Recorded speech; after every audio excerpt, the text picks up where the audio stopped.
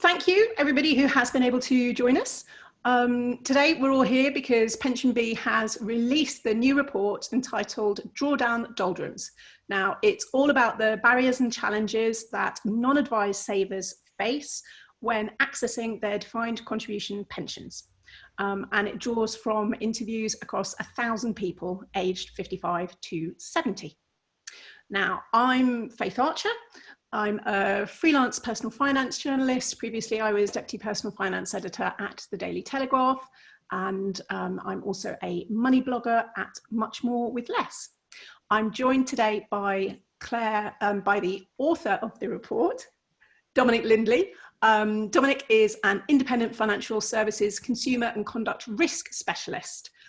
He's Director of Policy at the think tank New City Agenda and was previously leader of financial services policy team at consumer organisation Which. So as well as Dominic, we have Clare Reilly, who is Head of Corporate Development at PensionBee. Claire's background is in the charity sector, most recently for Citizens Advice, where she worked with banks and creditors on their approach to customer vulnerability, following the publication of the FCA's occasional paper number 8. Clare joined PensionBee in 2017 and leads on PensionBee's consumer-focused work, making sure the voices of their customers are amplified and heard by the rest of the industry, regulators and media. Because for too long, consumers have been ignored in the pensions market. PensionBee is changing that. And PensionBee itself, who are releasing the report, is the UK's leading online pension provider, which helps savers consolidate their old pensions into a new online plan in an easy way. Customers combine their pensions, top up flexibly, and forecast their retirement income in a few clicks from their smartphone. And drawdown from PensionBee is automatically available as soon as customers turn 55. Now, in terms of what we're going to do on this webinar, we're intending to highlight some of the major barriers and challenges faced by people both making plans and then accessing money in their defined contribution pensions. We'd like to run through the main recommendations from the report, and also very much want to encourage people to ask questions. If you look at the bottom of your screens, you should see a Q&A box. Please do submit questions. We will try our best to answer them during the webinar and pick up on any extra questions at the end. So do pop them in, let us know what you'd like to ask. So to kick off the discussion, Clare, why has PensionBee commissioned the Drawdown Doldrums report? Okay, thanks, Faith. So, I mean, for those of you who don't know PensionBee, our mission is to make pensions simple and engaging and make sure that everyone can look forward to a happy retirement. So when we launched PensionBee back in 2014, we spent a lot of time focusing on how to make the whole pension experience frictionless and intuitive for consumers.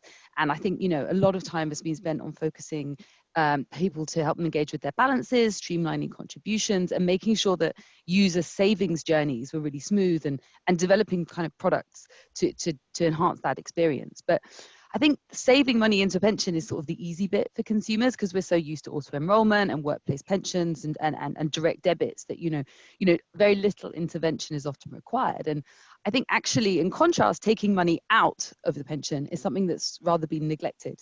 And when we look at the general experience of people withdrawing money from their pensions, we see that it can often involve lots of lengthy paper forms. It can take a really long time to complete. And I think, in fact, even in our own business where we don't have paper forms and, it takes around 10 days, we still get a lot of feedback around the amount of time that it's taking. And that's reflected on sites like Trustpilot. And, it really seemed to us that, not being able to access money in ways that people expected was adding kind of unnecessary stress to the process. And it was contributing to feelings that people were not in control of their money. And so I think, at PensionBee, because our entire product roadmap is based on customer feedback, we wanted to look more closely into that sense of that theme of control in the drawdown space. So really, the research came about because we were observing the whole experience of withdrawing money as a non-advised saver in the UK, and we saw that it was still too difficult, too complex. It was mainly offline, and we felt that it had been neglected by most of the major providers. So the aim of this research really is to understand more about what we need to do as an industry to make sure that people feel really supported to make the right decisions about accessing their funds. and how we as an industry can create products and services that help people feel that sense of control and feel confident in making those decisions. So that aim also obviously also ties in with our mission, which is for everybody to have a happier retirement. And I think I'd just like to say thank you now to New City Agenda and to Dominic for authoring the report, because, you know, bringing your very respected voice to this report and your sort of relentless focus on the consumer to the debate, I think is a really important for us to all, you know, as an industry, start to see more positive behaviours in the drawdown space.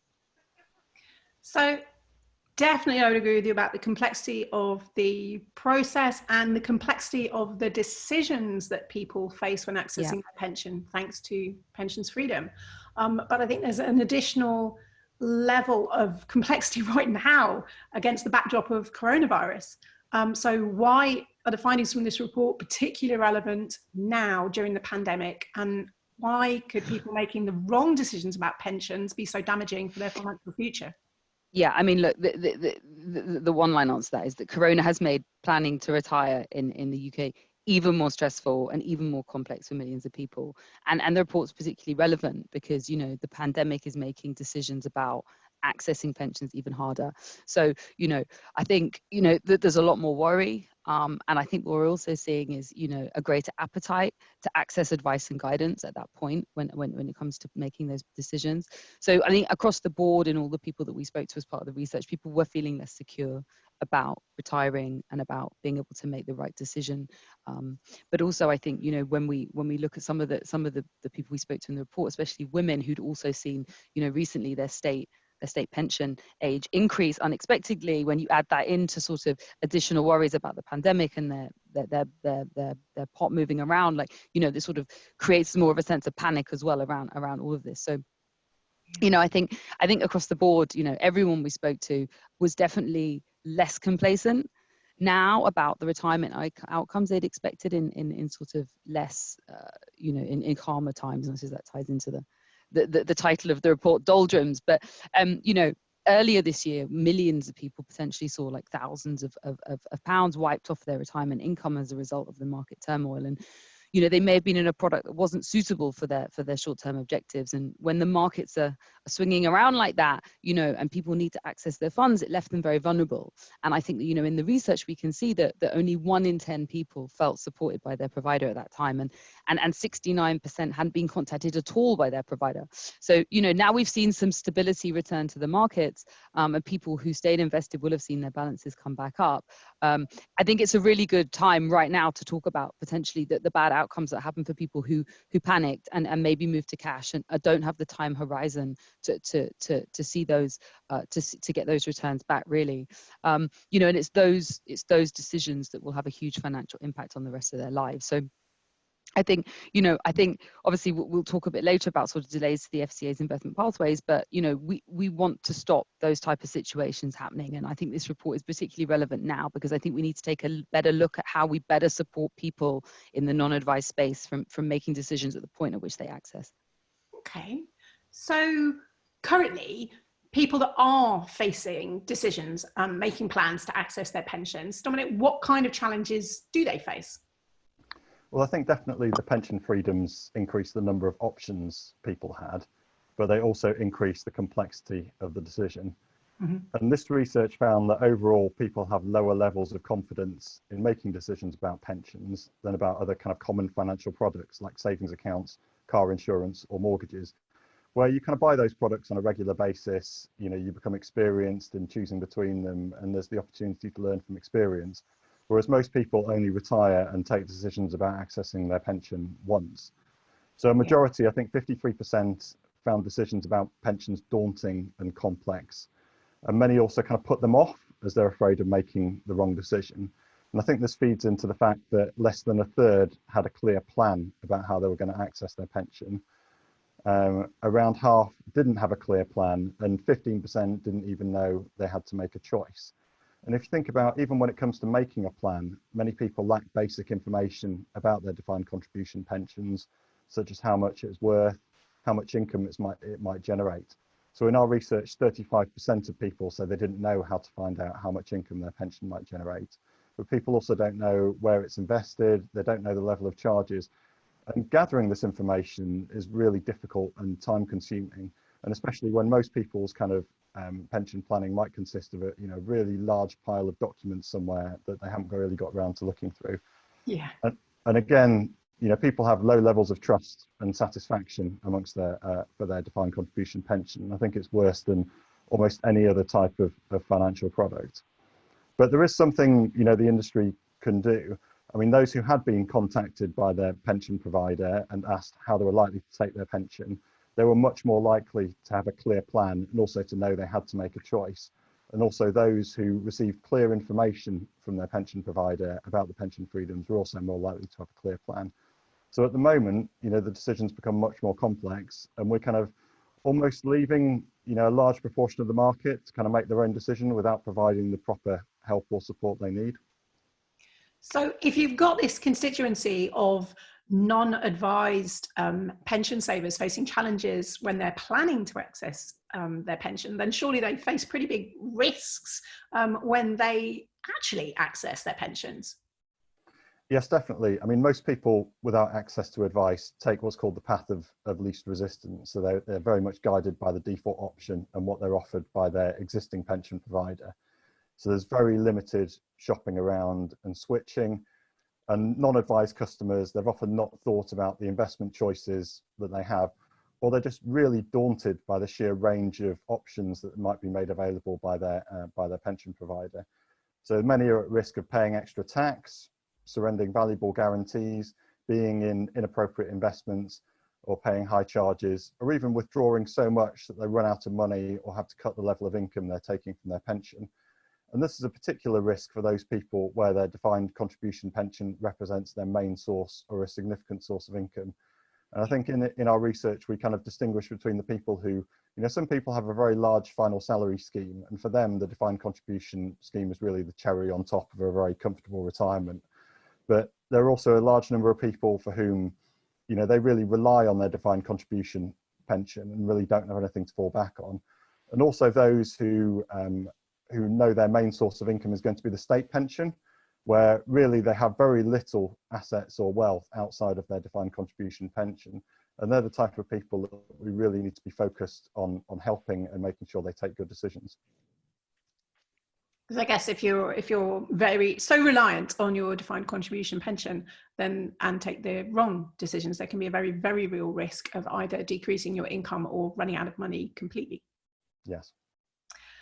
So once people have decided they want to access money in their pensions, it looks like the report revealed that the majority of people have lengthy delays in actually withdrawing the money. Claire, how long have people had to wait for their money? Yeah, I mean, so when we first started thinking about looking into this area, we were running some focus groups, I think back in about 2018, and we were talking to people there, and we had a sense that a lot of the sort of what was driving the low levels of trust and dissatisfaction were these really lengthy waiting times that, about the time that people expected it would take to access their own money. And then I think the next thing we did was we started to try and find the information ourselves from providers. So we started looking online, and we went on to sort of all the other providers, and we started to try and get a bit greater sense of what the process was, how long it would take, and we just couldn't find that information anywhere at all. So even knowing all of that, I think we were still surprised when we actually got the data from this report, and we found that I think 75% of savers surveyed said it took over 4 weeks. For 20%, it took over 3 months, and for 14%, it took over 5 months.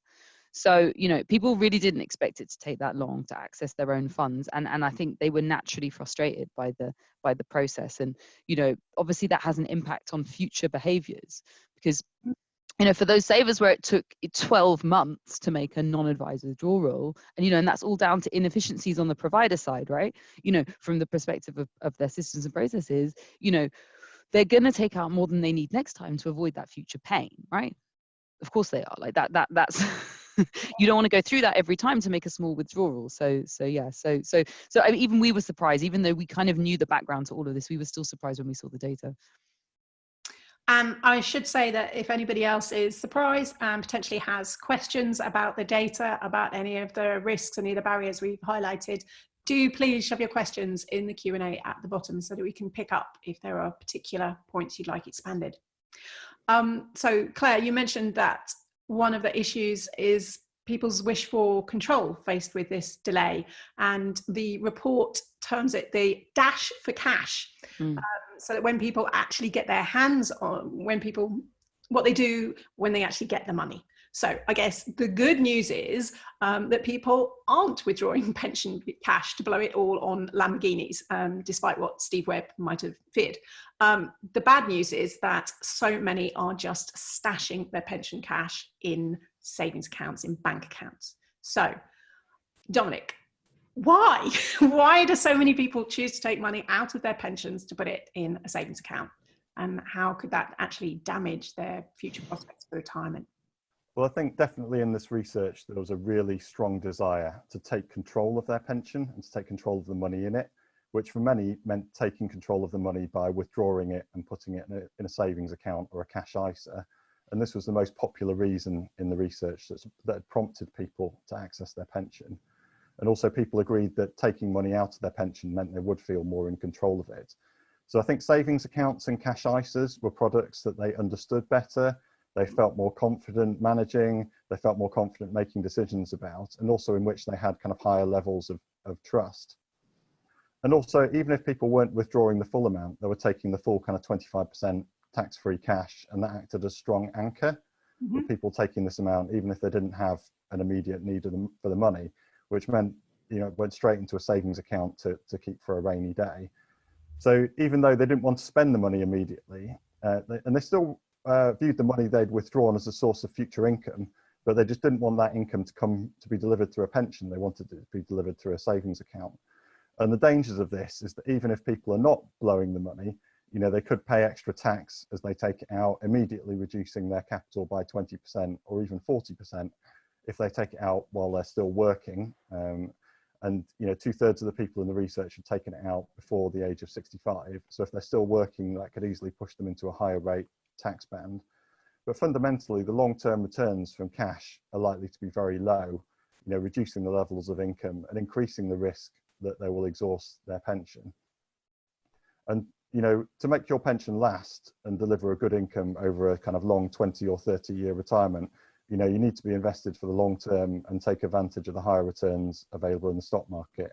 If you're in cash, you're really going to get a low return, and you're probably going to either run out of money or only be able to take a small amount of your income every year.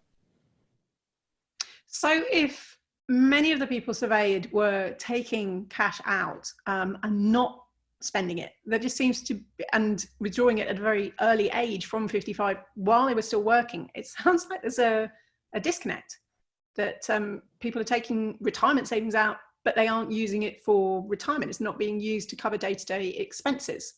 Kind of income drawdown isn't being used to provide income. So I guess some of the most interesting statistics for me in the report were around the factors that would encourage people to leave their money invested in a pension rather than switching it to a savings account. Claire, what do you think pension providers could do to encourage people to leave their money invested rather than switching it into cash?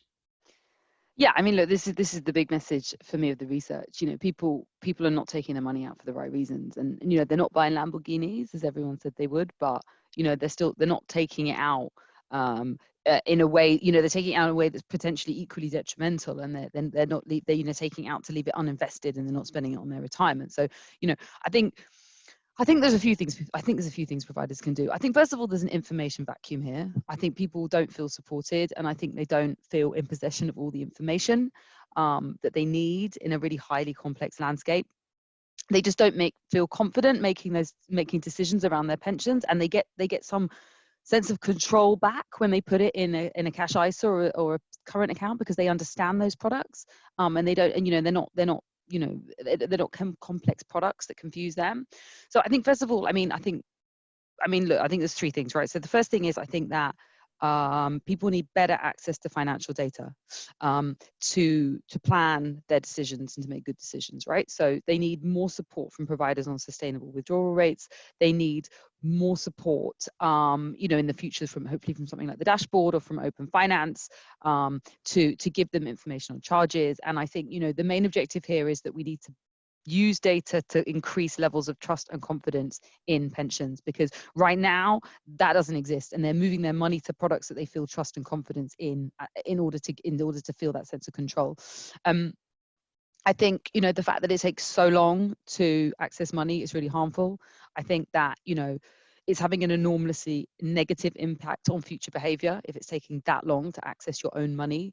And I think, you know, pensions are behavioral, and I think that, you know, we don't always, you know, like with the Lamborghinis, like we don't necessarily always, you know, we can't always predict how people are going to behave, but now we're starting to see, years after the freedoms, what people are doing. I think that we need to do better to nudge them and to reassure them into keeping their money invested if they're not going to be spending on their retirement. So, you know, as Dominic said, you know, 50% are agreeing that if they felt more reassured, they would leave their pension invested where it was. So I think that, and then I think the third thing really is lack of innovation. I think, you know, there are you know, some providers who have just not innovated at all in this space. That goes back to the doldrums, like the stagnation, you know, the just complete lack of innovation in the market since the freedoms.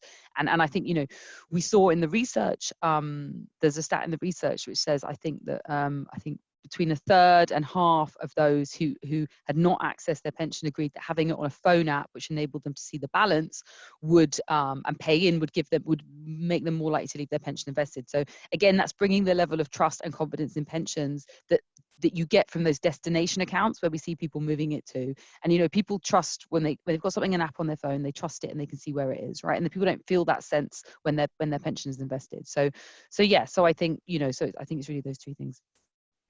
Seems almost counterintuitive that if people knew that they could access their pensions easily, if pension providers made it easier to access the cash, people would be more likely to leave it in their pension than take it out.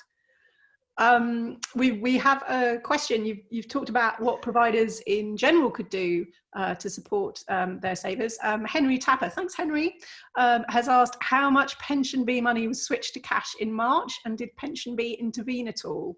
Is that something you'd know, Claire? So, Henry, is your question relating to people over 55, or is it related to the whole, to all PensionBee customers? I guess switching to cash. So it would be the people who can actually make withdrawals. It would be the over 55s. So we have a cash fund. So you can switch from one of our plans that's actively invested in the stock market to Preserve, which is a money market fund. So I'm just working out whether he means that they actually made withdrawals or they switched to cash. So both. Very interested in all savers.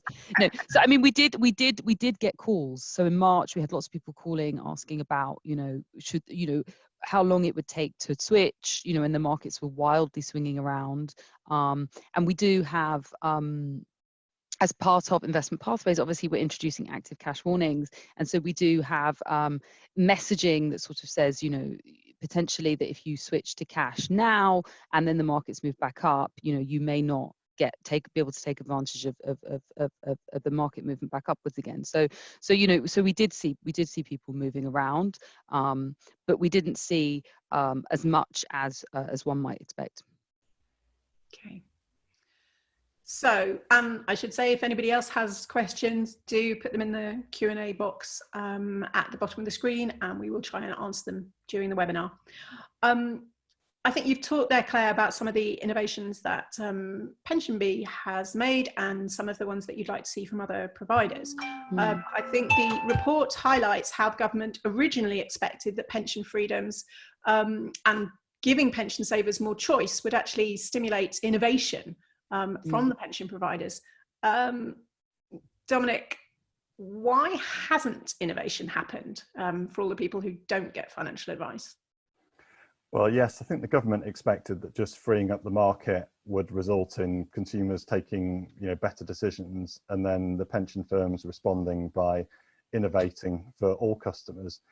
But really, I think those not taking advice have not been a priority for some of the larger pension schemes. So when you're kind of setting the priorities from innovation, many of them had focused on people with larger pension funds, and also, you know, really supporting advisors to help people. So that's where they've kind of focused their innovation. And also, I think as they know that, you know, they're going to retain these customers in most cases anyway. So when you know you're going to retain a customer, no matter what you do, you know, innovating for those customers and offering them, you know, a better deal and cutting their charges is just going to be a lower priority for them. And then finally, I think these people who are non-advised, they do tend to have, you know, slightly smaller pension funds, and also people are kind of cashing them in. So it means that even if firms do attract these customers, the amount of revenue the firms can gain from attracting them could be low. So it just means that while firms have been focusing on making lots of changes to their systems, they've then focused on innovating for the customers with the largest amounts of money, which tended to be those with financial advice, and they haven't really looked at their processes for non-advised customers. You made the point that kind of almost why would pension providers change when they knew they were just going to keep the customers anyway? I think for me, one of the most shocking, if you like, statistics was that 94% of non-advised drawdown sales were to existing customers. You know, if you've already got a customer and they're not taking advice, they're pretty much going to stick with you. And that was surprising to me in the context that only a third, just over a third of advised drawdown sales were to existing customers. So thinking about the recommendations coming out of this report, if we're not going to see consumer pressure for change, it looks like there's a lot more for pension providers, for the regulator, for the government to do to help people make the right decisions for their defined contribution pensions and then help them towards a more comfortable retirement. So the first recommendation coming out of this report is around innovation, the idea of making people feel in control by innovating for people relying on their defined contribution pensions and those accessing their pensions without advice. So innovation for people so they can feel in control. What does that mean, Dominic? What would you like to see? Well, I think first of all, it's really good that we're seeing new entrants into this market that need to attract customers across the board, both those taking advice and those without advice. But I think we need innovation aimed at providing these non-advised customers, you know, with good value, simple to understand products, helping them to engage where they can, but also making sure that even if they don't engage, they still get a good deal. Products which help them feel in control of their pension and to take decisions. And also the product should deliver a kind of reasonably reliable income and help protect them from exhausting their pension fund. And I think building on the pathways point, this means providing these consumers with a series of simple pathways. So simple investment pathways which help keep them in appropriate investments and gain, you know, higher longer term returns. You know, simple communication pathways which help people make decisions, make a plan, and really prompt them to access guidance and advice where appropriate, and, you know, really constantly reinforce the factors which they need to take into account. And then kind of simple withdrawal pathways which help them take decisions about how much to withdraw and how regularly to review it. And definitely we shouldn't be leaving these kind of non-advised people in legacy products that were sold 20 to 25 years ago, where they're really being hit by hard charges or even not being offered all of the options available under the pension freedoms. So that's why we need you know, new entrants in the market, but we also need the big pension schemes to be forced to treat their existing non-advised customers better. I was thinking, it sounds like you really are asking pension providers to act in the best interests of their customers. And focus on the customer journey and the customer outcomes. The second recommendation is around access to information, recommending that it should be improved access to financial data, and it should be used to help people plan and take decisions. Now, I'm not going to dive into all the vexed issue around delivering a pensions dashboard, but based on this report, Claire, what are the really crucial pieces of information you'd like to see on pensions dashboards that would genuinely help people make decisions about accessing their pensions? Okay, so now I get to talk about my favorite subject, charges. No, so look, as part of the research, we obviously asked everybody what they thought would be essential as part of the dashboard, right? And so, you know, we saw 95% of people surveyed said that they thought that charges were essential or very important to be on the dashboard. You know, just emphasizing again how unclear charging is. And I think, you know, something that struck me was that, you know, that's people of all abilities, right? So in one of the report interviews we did, And one that sticks out to me was someone called Fred. Fred's 66 and he just retired. And Fred used to be a chartered accountant by profession. And so we talked to Fred, and I remember his interview clearly because he said, you know, that he had very high levels of understanding about financial products. You know, he used to work in you know, in that space. And, you know, he thought it was going to be really straightforward for him to go and get the charges on his various pots. He had like 3 or 4 pots with like some big providers. But even he was totally defeated because he tried to get all the information online. He couldn't get it. They all made him call up. And even then, he was not really clear. He found the charges really complex. So, you know, there were like fund charges, there were platform charges, there were administration charges to withdraw money. Then it was even more complicated because he couldn't withdraw funds from any of the plans he was in. He was going to have to pay transaction costs to move his money to other pots. And, you know, he was really interesting to speak to because he didn't expect that. And he really thought that when he went into the process, he was going to be able to find that information really easily. And then he just got totally bamboozled by it. And he said that when he called up his providers, they all said, oh, you need to speak to an advisor. And then that advisor turned out to be an IFA who then tried to add on advisor charges on top as well. And he said the whole thing was, you know, it was, you know, really wasn't what he was expecting at all. But, you know, so obviously across the board, charges are essential for people of all levels of financial, you know, ability. And I think, you know, it wasn't just charges. We also asked about state pension. You know, I think that was sort of, I think 94% said that was essential. And then we asked about investments as well. And investments is something that we see in our own business. You know, people want to and expect to be able to see where their money's invested now as well. So that was also something else that people would like to see on the dashboard. And I know that the dashboard debate could be and the subject of another hour-long webinar, but you know, just on the dashboard, because I don't I just want to say that I sometimes think, you know, the dashboard is a bit of a distraction because, you know, obviously Dominic is better placed to speak on the dashboard than I am because he's on the steering group for maps. But you know, I don't think crystallized pensions are part of the vision for the dashboard, number one.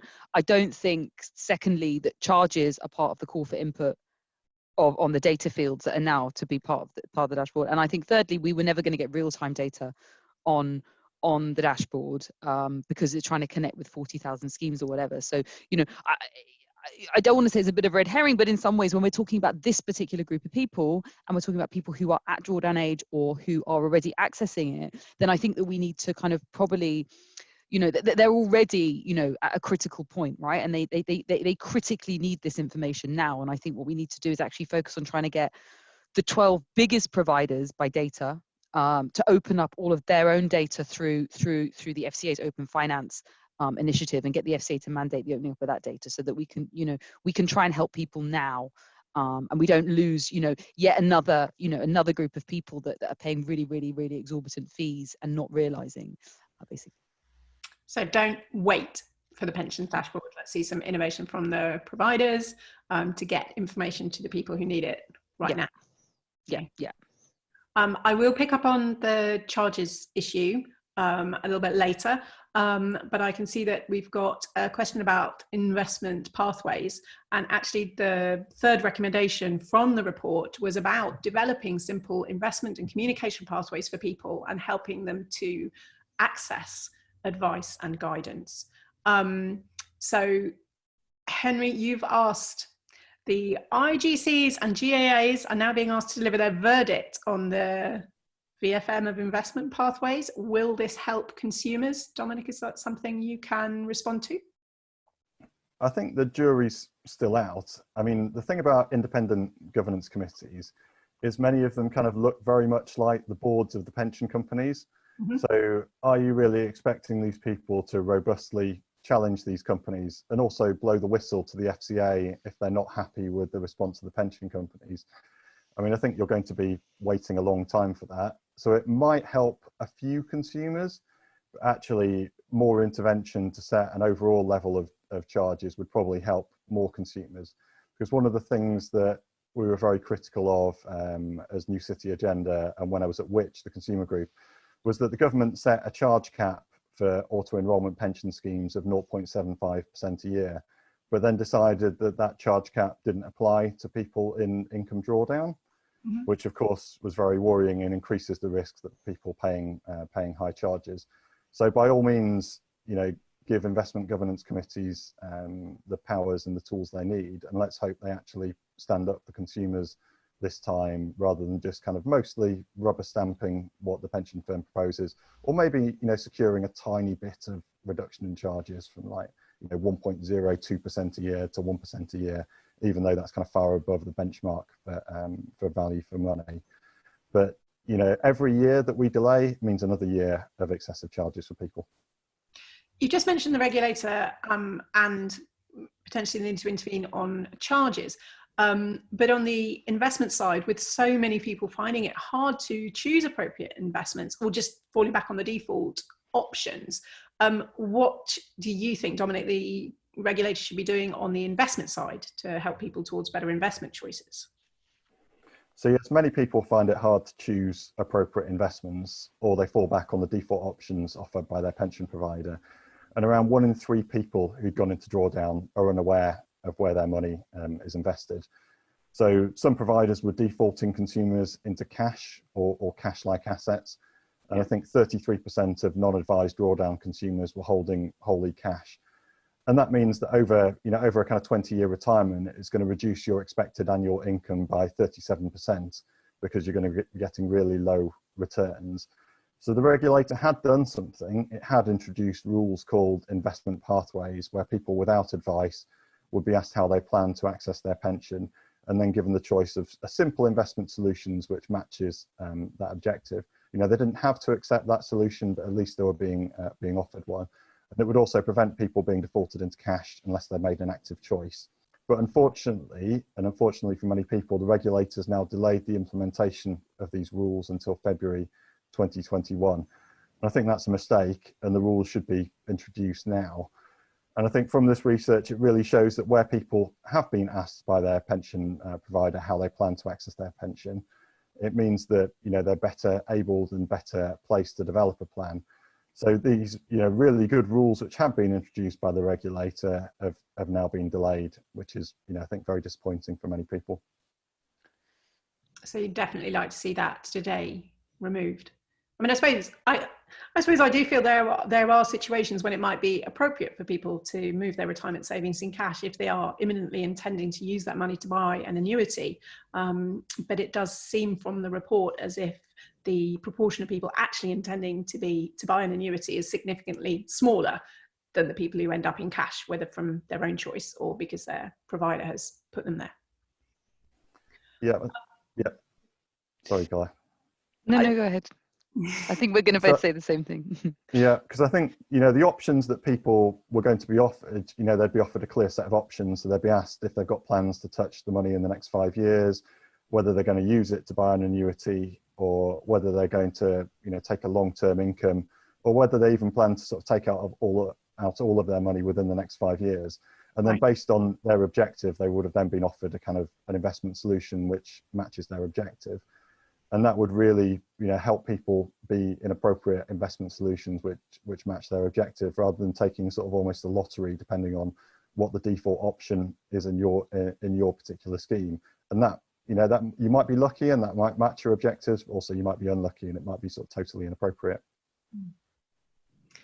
I suppose for me, one of the other communication issues highlighted in the report, aside from if you wanted to stay investing, was communications around if you wanted to withdraw, and specifically around tax. I think that the statistic about how many people weren't aware that they might have to pay income tax when taking money out of their pensions, that was pretty frightening, in the implications for their financial future. So I believe 61% of those who had accessed their pensions had not considered the tax implications. Do you want to just fill us in then, Dominic, on why income tax is relevant on pension withdrawals, since quite so many people don't seem to realise it is? Yeah, and it is very complex for people. I mean, when people make withdrawals from their pension above the standard tax-free 25%, they're taxed at the person's marginal income tax rate. So if you've already got some income from employment, then the amount you take out of your pension is added to that to determine the level of tax you pay. So I think that leads to a surprise for some people, because the term marginal income tax rate won't be understood by many people. And if you take too much out, you can really go into the 40% tax bracket and end up paying far more tax than you actually need to. And I think this is reflected by the numbers from the Treasury, where the pension freedoms have already raised £6.2 billion in extra tax revenue, and that's 2.4 billion more than expected. And people have been taking out their money at a far faster rate than expected. But of course, every pound paid in additional tax means that less is available to support people's retirement income. That is a real boost for the Treasury in terms of the amount of extra tax they're taking in versus what they expected. And I guess for the people we're talking about, the non-advised people that we're talking about that are far more familiar with bank accounts, savings accounts, cash ISAs, with those, you don't pay any tax when you're making withdrawals. So if they're kind of less familiar with pensions, then it wouldn't, you wouldn't assume as a starting point that you're going to be taxed on pension withdrawals. So what would you like to see change around the taxation of pension withdrawals? Well, I think given that some people are really surprised by the tax bill they get, so I think I would like, just give people a chance for people to think again and be given the option to repay the money back into their pension and to claim the tax back. If once they get their tax bill, they think they've made the wrong decision, because of course they could be paying far more tax than is necessary. But also people need to be aware of something called the money purchase annual allowance, which is when you do access your pension flexibly, the amount that you can pay into your defined contribution pension each year reduces to £4,000. And so particularly if you're still working, this could reduce the amount you could pay in. If you cash in a very large pension very kind of early after you get to 55, then you're kind of restricted in how much money you can pay back in. So, you wouldn't be able to make up any kind of gaps in your pension. You wouldn't have the same opportunity as if you just left the money invested. So if you do want to carry on working, carrying on making pension contributions in future, you have to be extremely careful that you don't take money out beyond the 25% tax-free lump sum. Yeah. Okay. Now, both of you have touched on the vexed issue of charges, and the fourth recommendation in the report is about charges. So ensuring that all products have clear, simple charging structures and offer value for money. Now, pension charges are famously complex, difficult to compare, and for many income drawdown plans, they are expensive. How much are non-advised customers paying for their income drawdown plans each year? So, so what we saw in the report was that total average charges can range quite wildly from 0.4% to 1.6%. And that we found that from switching from a high cost provider to a low cost provider could potentially increase your annual income of your pot by around 13%. So, for an individual with a 100k pot, that could potentially be an extra £650 a year. So these charges do make a big difference. And just going back to the point about Fred, even someone who's financially very savvy, he wasn't able to get his head around all the different types of charges and how to compare all the different types of charges across providers. So, I think we need to really have an increased focus on the charges that people are paying. Long term, the impact of these charges and the cost of a drawdown have been very profitable for providers. Dominic touched on revenues since the freedoms. Revenues for providers since the freedoms have brought in around sort of 175 million in extra charges for providers since the freedoms were launched, and more than 70% of people are paying more than 0.75% in charges, which is costing 40 to 50 million pounds extra a year alone. So, so I think the charges point, I think not only are they extremely complex, but they're really high. And I think the problem we have is that because people don't understand how they work, it's impossible for them to shop around and it's impossible for them to switch. And we see very, very low levels of switching in customers that are at drawdown age because of this. And that's obviously, the cost of that is very great. So if customers are not switching, and we were seeing 94% of non-advised customers just sticking with their existing drawdown provider, the pressure's not coming from the consumer. Is this something where you want to see the regulator step in? What should be happening? So, the FCA has, obviously, as Dominic referenced, it's delayed the investment pathways. And that's been delayed till February 2021. And as part of that, providers were told to challenge themselves on fees. So we'll see what happens there. And obviously there's no explicit rule around fees in investment pathways, but what we do know is that there's going to be a non-advised drawdown comparison tool as part of the money and pension service, as part of the work the money and pension service are doing. And so all providers are going to have to have their charges comparable on that tool.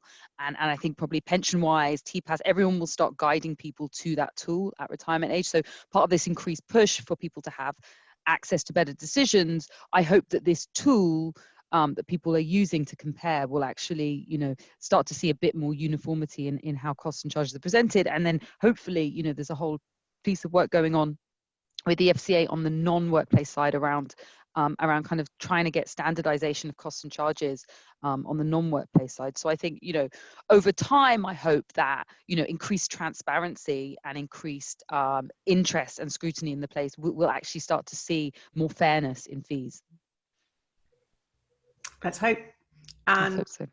If anybody attending does have any comments or questions, whether about charges or anything else, do please bung in a question and the Q&A box. We would love to hear from you. We've thought about charges, we've thought about investment pathways. The fifth recommendation was about people when they come to take money out of their pensions. The idea that people should be given guidance on sustainable withdrawal rates, helping people make a plan and develop a withdrawal strategy. I think some of the worrying statistics in this Drawdown Doldrums report from PensionBee were about how much people thought they could take out of their pension each year without running out of money. What did the report find? What kind of withdrawal rates did people believe were sustainable, Dominic? Well, yes, we asked people to give their view on a sustainable withdrawal rate, which we defined as the amount of money they could withdraw from their pension each year and not be at risk of running out of money. And 1/3 said that a sustainable withdrawal rate was 8% of their pension or higher each year. But also a number of people, didn't know. And we kind of deliberately left this question open rather than providing, a couple of tick boxes for people to choose from. So we're avoiding guiding people. But these findings also kind of mirror behaviour in the market, where the most common withdrawal rate for those with, small to medium-sized pension pots is over 8% a year. Wow. And, when markets are performing, really well, as they have been, growing strongly up to the start of this year, you can take out that amount of money and still have, roughly what you started with. But, it's really not okay if markets start performing poorly, or if even markets go back to their kind of long-term average. And then if people are taking out too much money, there really will be little they can do to stop themselves running out of money. And just finally, the surprising thing for me was that I thought that people who had accessed their pension would be more aware of what a sustainable withdrawal rate was, because you would have thought they would have gone through a clear process with their existing provider.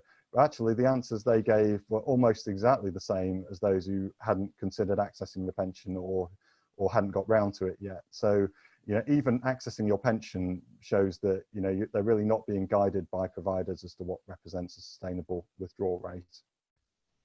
And I guess it's not just a decision in kind of year one, if you're going to take a chunk out of your pension. You also need to consider and withdraw, potentially amend your withdrawal rate if market conditions change in future. And it sounded from the research as if very few people faced with coronavirus and the resulting impacts on the market had really thought about altering their withdrawal rate. Yes, that's right. So just like being offered investment pathways, we think you need to offer people withdrawal pathways. Yep. And you could offer people options which kind of automatically either reduce their level of withdrawals or perhaps, not increase them when markets perform poorly, as they did sort of earlier this year. And we also need to help people understand how much their income will reduce by if they exhausted their defined contribution pension. And once it is up and running, data from the pensions dashboard could be used to do this, as long as, of course, it includes pensions they've already, they've already crystallised and started to access. But really, at the moment, providers are not doing anything to help people, develop these plans, because, of course, taking too much income is a risk. Also, taking too little. I mean, if you start to access your pension and you're taking sort of 2% a year, and then markets perform really well, actually, if you have a need for that income and say could use it to repay expensive debt, or really just have a need to supplement your kind of day-to-day expenses, you really could be prompted to maybe think about taking a bit more out if markets do perform well. But at the moment, none of the pension providers are really helping people develop withdrawal strategies or to review them appropriately. I mean, I suppose that for people who perhaps have significant income elsewhere, you might actually choose to leave money in a defined contribution pension, knowing that it could pass on after death without paying inheritance tax. But I think you were highlighting there the people, perhaps, you know, if you're not rich enough to be in that position, if there are people genuinely depriving themselves and not taking out money they need because of being fearful about taking out too much, then yeah, I can see how pension providers providing better pathways about withdrawal rates could really improve their standard of living. The last recommendation, the sixth recommendation, was about supporting customers during the coronavirus pandemic. And I think, Claire, you started off by explaining how the report had identified that a lot of people have been anxious about, in particular, the value of their pension pots during the pandemic, and that very few felt they had been supported by their pension provider. So, Claire, what would you like to see pension providers doing to support their customers during these troubled times? I mean, look, in terms of sort of practical steps that providers can take, I think we probably all recently saw the piece of work on nudges to PensionWise, and in the MAPS behavioural trials, we saw that by connecting straight through to the appointments booking line, there was like a threefold increase in the actual take-up of appointments. So, you know, so I think first of all, it's like better signposting to services that already exist that are going to offer like that level of support and impartial guidance. And then I think obviously just back onto that to the withdrawals point, you know, providers need to give more guidance, and they need to put active warnings, like a bit like the active cash warnings that are going to come in as part of investment pathways, so people really understand the implications that the investment performance will have on determining the level of withdrawal they should be taking on a year-by-year basis. So, I mean, look, I think what we're seeing now, and it's really clear in the report, is that savers are not complacent that they're going to have this happy retirement. People are, the level of anxiety is there. And I think perhaps, you know, we as an industry, you know, providers, regulators, we should capitalize on that, and we should try and, you know, really try to ease that level of anxiety and use this as an opportunity where we have this captive audience of people that are a little bit more engaged perhaps than they usually are in this topic to properly signpost and to properly give those sort of active warnings. Well, we've certainly seen how nudges and behavioural studies have made a massive difference for workplace pensions with the auto-enrolment schemes, and just that flicking that switch from being opt-in to opt-out has encouraged so many people to save for their pensions. So it's interesting about how behavioural science could be used in the defined contribution space as well. I think that one of the potential silver linings, if you like, to the pandemic was that the report found that 55% of those who hadn't yet accessed their pension pot said they were actually more likely to take advice or guidance. So in terms of signposting, where can people go if they want decent advice and guidance? Yeah, I mean, so look, you know, those services there. So PensionWise is there, MAPS, you know, MAPS will be there, TPAS is there, you know, the Dash will be there in time. So all of those things. I think another sort of something else that I remember quite strongly from the report though is that when we did a lot of the interviews, a lot of the women that we spoke to were in their 50s and 60s, and some of those are now, you know, they're now divorced, and potentially they were working at a time when maternity leave didn't exist. And so leaving the workplace when they had children meant they didn't have jobs to return to. So not only are their workplace pensions smaller, but they've also now, for many of them, unexpectedly lost 6 years of their state pension. You know, and that's made their financial situation pretty precarious, to be quite honest. And I think in many of the interviews we conducted, those women, they really felt let down by government.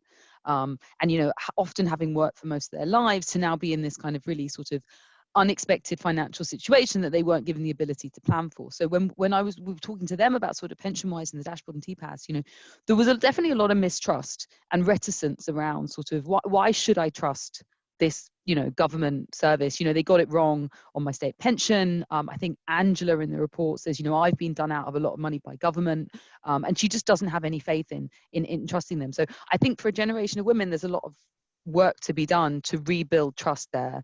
You know, and so I think, you know, and interestingly, there's a really stark contrast between how much they probably need that impartial advice and how sort of reticent they are to, or the level of mistrust around it. But, you know, I think that's one point to make, that there is, you know, a lot of learnings to be made there. And then secondly, you know, the tools are out there. And as I said, we're hopefully, I think by the end of this year or early next year at the very latest, get this MAPS drawdown comparison tool for those in non-advised. So we will start to get new tools to give people a better understanding of what their options are at retirement, and then actually, you know, with investment pathways, making sure that they're, you know, that the outcomes and the objectives that they have are being mapped to that right sort of journey. And so I think, you know, I think probably the bigger learning from the report is it's not just up to PensionWise, it's not just up to those services. We also, as an industry, need to be doing more to support savers, and that's all of us. You know, it's a sort of team sport really for all of us to join together and make sure that, you know, for those that have had sort of you know, potentially made decisions during the corona pandemic that have led to sort of very sort of detrimental financial, you know, consequences for them in terms of their retirement income. We need to make sure that as an industry and as a, you know, collective of people working in regulation and government, that we don't allow that to happen again. Right. Okay. I'm aware that we've run through some of the major challenges and barriers, and we've talked about the recommendations from the report. I'm wondering if anybody attending the call might have any further questions, whether about topics we've touched on or other issues to do with drawdown, and do put them in the Q&A if there's anything you'd like to bring up. I think there perhaps was one question that's come up in the context of the report, which suggested that these lengthy delays that people are seeing in accessing their pension money, there might actually be a good thing, because they would help prevent pension scams, given that fraudsters typically pressure people to make their withdrawals quickly. So I'm wondering, Claire, if you had any thoughts about other ways that pension providers might help prevent scams, while still letting people access their pension money promptly. Yeah, I mean, I think, you know, I think it's a really important point to address. I think that, you know, I think a lot of this actually plays into the work that the scammers do to play on this fear that people don't have access to their own money and don't have control over their own money. And they tell them that, you know, you can't even get access to that money. Like, you know, the provider's trying to hang on to it, you know, to get fees. And I think actually what we should be focusing on, and it's something that I know Dominic is very vocal about, is around we should be doing more to prevent scammers actively operating on Google and all the major search engines. Because if you type in cash in my pension right now into Google, at least 4 or 5 lead generation sites are going to come up that tell you that you can cash in your pension today and buy a kitchen, whatever age you are, right? And I think, you know, I don't know if I want to hand over to Dominic, who wants to speak a bit more about that, but I think a lot more could be done in that way to prevent scammers from operating in the first place. I guess, Dominic, perhaps if there's anything you want to say either about scammers or anything you want to add towards wrapping up this session. Yeah, just firstly on scammers, I mean, as I was kind of writing this report, obviously I was doing a lot of research on Google and on other sites about pensions. And you kind of notice that almost, you know, you think you're being tagged as someone who's looking into it. So then, you know, while I was looking into it, my Facebook adverts, you know, started being dominated by people trying to persuade me to invest in UK space centres or to invest in a new generation of burger flipping robots that they were developing, which was, you know, guaranteed to provide me a return of 8% a year. So I think, you know, too many of these kind of scam adverts are being let on by Google and Facebook instead of doing kind of proper checks. And particularly pension providers, they've really done a good job in trying to reduce pension transfer scams, where people transfer their pension out of one pension scheme into another one, which turns out to be a scam. But actually they need to do more to help people who are cashing in their pensions, you know, help people spot the warning signs. And we also need to make it easier to check, for people to check whether they're dealing with a legitimate company. I mean, something that I just found, you know, really scary today is that scammers are trying to impersonate the FCA register, you know, the very place where, you know, I tell people to go and check whether a company they're dealing with is legitimate. and scammers are trying to replicate that so they can then direct people to it, which of course will provide an endorsement for the scam advert.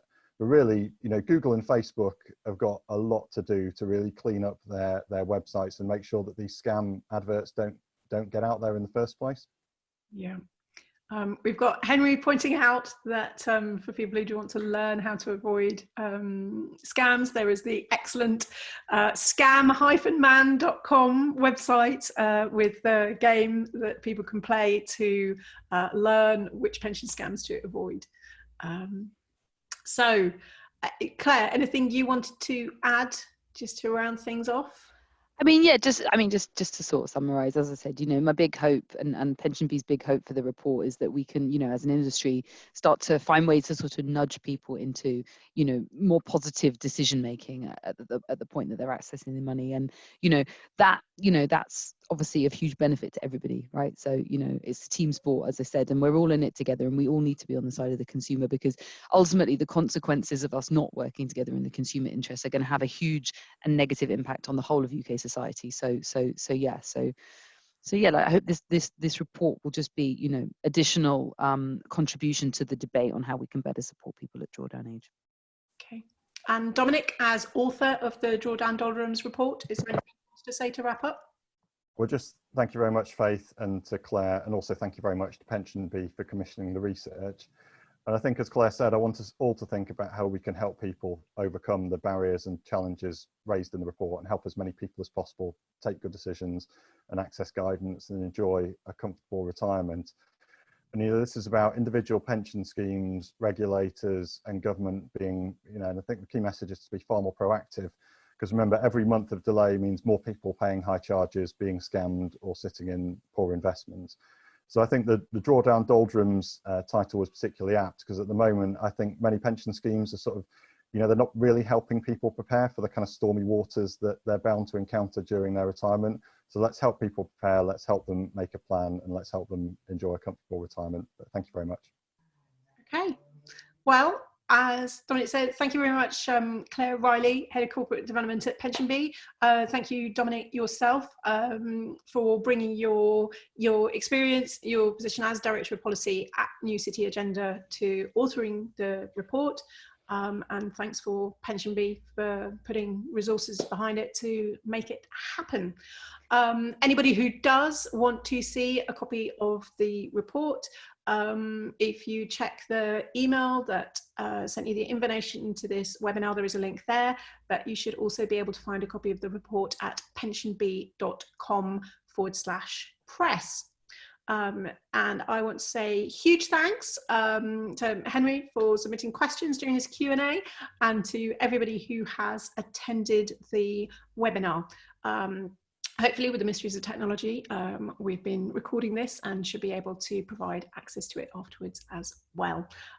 So thank you very much for everybody who has been able to join us, and I hope you find PensionBee's Drawdown Doldrums report of interest and something that's possible to take action. Thanks then. And thank you very much as well to you, Faith. Thanks then. Well, I hope everybody has a good day wherever you are on the other side of the screen. Okay then. All right then, bye. Thanks.